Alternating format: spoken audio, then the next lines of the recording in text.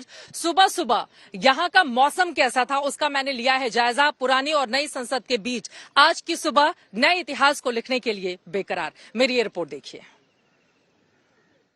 नई संसद पूरी तरह से बन सवर कर तैयार है। आज उसका उद्घाटन प्रधानमंत्री नरेंद्र मोदी की ओर से किया जाएगा। यकीनन हर हिंदुस्तानी के लिए गर्व से भर देने वाला ये पल होगा। मेरे ठीक पीछे आप देख रहे हैं, एक तरफ पुरानी संसद जो तमाम किस्से, कहानियों, इतिहास को खुद में समेटे हुए जो बीते हुए कल की गवाही देता हुआ, और एक तरफ नई संसद जो आने वाले कल की तस्वीर अब देश के सामने रखेगा। अब से कुछ देर के बाद प्रधानमंत्री नरेंद्र मोदी यहाँ पर पहुंचेंगे और उसके बाद यहाँ पर उद्घाटन की जो प्रक्रिया होगी वो शुरू हो जाएगी। अपने आप में बेहद महत्वपूर्ण ये दोनों के दोनों हिस्से। पुरानी संसद जिसको आप देख रहे हैं 1927 में, आपको बताते चले, इसको तब बनवाया गया था जब हिंदुस्तान आजाद नहीं हुआ था, यानी कि आज से लगभग 96 साल पहले काउंसिल हाउस के रूप में इसकी पहचान थी, लेकिन आजादी के बाद संसद भवन के रूप में इसको मान्यता मिली और यहीं से कामकाज हिंदुस्तान की तकदीर और तस्वीर के लिए तय किए जाने लगे, होने लगे। लेकिन नई संसद, 1200 से ज्यादा क्षमता वाली नई संसद अब आने वाली पीढ़ियों के लिए एक नए स्वरूप में बन सवर कर तैयार है। इस वक्त आप देख रहे हैं उसी हिस्से से गुजरते हुए हम आगे की ओर बढ़ रहे हैं। सुरक्षा के यहाँ पर बेहद पुख्ता इंतजाम किए गए हैं क्योंकि प्रधानमंत्री नरेंद्र मोदी बस कुछ ही पलों में यहाँ पर पहुंचने वाले हैं। और आपको बताते चले कि 2026 के बाद जब यहाँ पर परिसीमन के बाद सीटों की संख्या बढ़ेगी, तब इस संसद की आवश्यकता कितनी ज्यादा होगी इसको इस बात से समझ सकते हैं कि मौजूदा वक्त में ही जब सभी सांसदों की संसद भवन के भीतर मौजूदगी होती है तो वहां पर एक से दूसरी जगह जाने के लिए सांसदों को काफी ज्यादा मशक्कत करनी पड़ती है।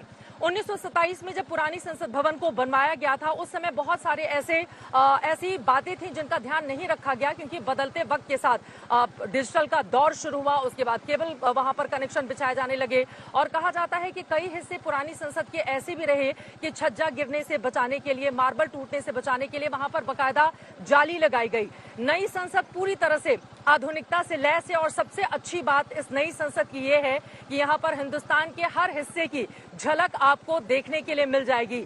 जहां उत्तर प्रदेश के मिर्जापुर से आपको बताते चले कालीन यहाँ पर लगाई गई है, तो वहीं दूसरी तरफ अलग अलग देश के हिस्सों से फ्लोरिंग जो है वो त्रिपुरा से मंगाए गए बांस से की गई है। तो इस तरह से हिंदुस्तान के हर एक हिस्से की झलक आपको यहाँ पर मिलेगी। और इसके साथ ही साथ सबसे ज्यादा महत्वपूर्ण ये भी हो जाता है क्योंकि ये जो संसद है जो ठीक इस वक्त मेरे सामने दिखाई दे रही है, आपको बताते चले कि पुरानी संसद से इतर अगर नई संसद की हम बात करें तो यहाँ पर दो बातों का विशेष तौर पर ख्याल रखा गया है।